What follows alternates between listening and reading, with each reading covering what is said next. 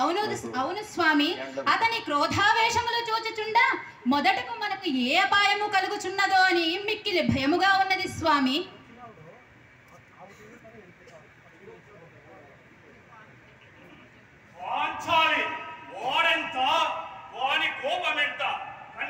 చూడలేదు, వల్లెత్తి మాట్లాడలేదు, వంచిన తల ఎత్తుకున్ననే ఎగలిపోయినాడు. ఎవరు భీమసేన? ఎవరు ఎవరు అర్జున?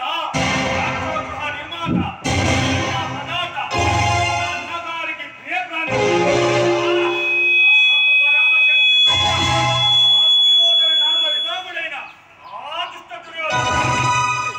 ఏమి దుర్యోధనుడా, భీమసేన, ఏమి జరిగినదో ఎరింగించి నా మతికి కలిగిన సందేహములను నివారింపజేయము. అన్నయ్య, అసూయ పరులకు తగిన పరాభవమే జరిగినది. ఏమి పరాభవమ? మన సుయోధనుక అందులకు తగిన కారణములు? అన్నయ్య ధర్మానందన, కారణములు కనబడుతూనే ఉన్నది కదా. యాగ మందిరములో మనకు జరిగిన సన్మానములు చిత్ర విచిత్ర కల్పనాభరితములైన దానిని మనము కోరి చేసి నేరముగా భావించి ఉండవచ్చు.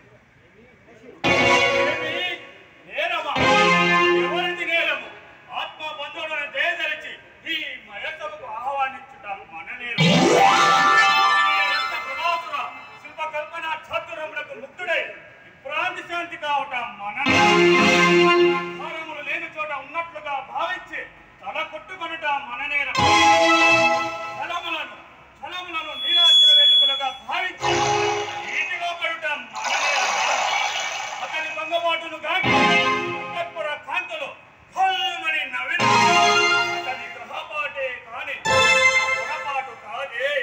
ఆ దుష్టులకు ఆ శాస్తి జరిగి తీరవలసినది.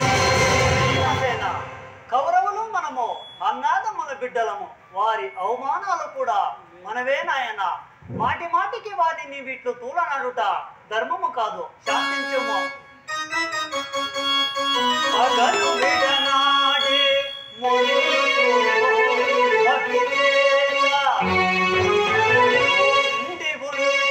కదా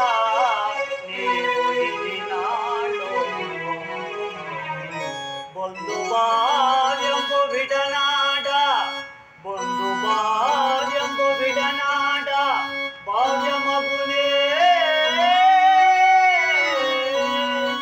తగదు నీ వంటి వానికి ధర్మమగునే.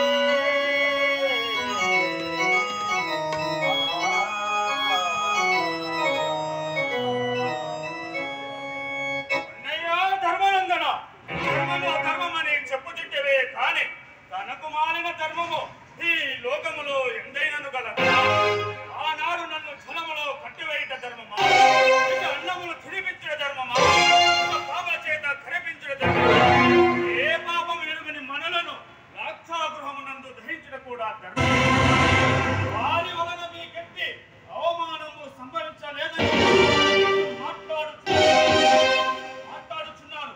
కానీ ఈ రుఘోదరుని మేని ప్రాణములున్నంత వరకు చేసిన దురాగతములు నా గుండెలలో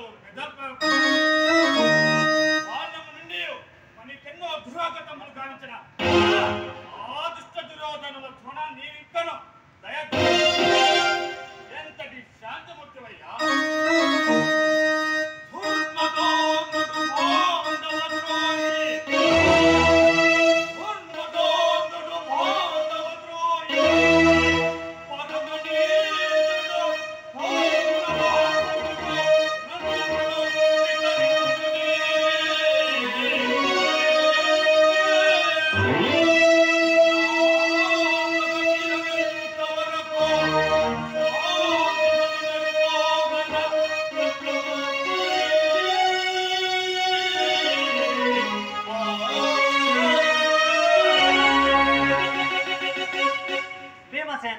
ఈ కోపావేశంలో నీకేమి చెప్పినా అర్థము కాదు. అదిగో రాజులందరూ యాగమందిరము చేరుచున్నారు.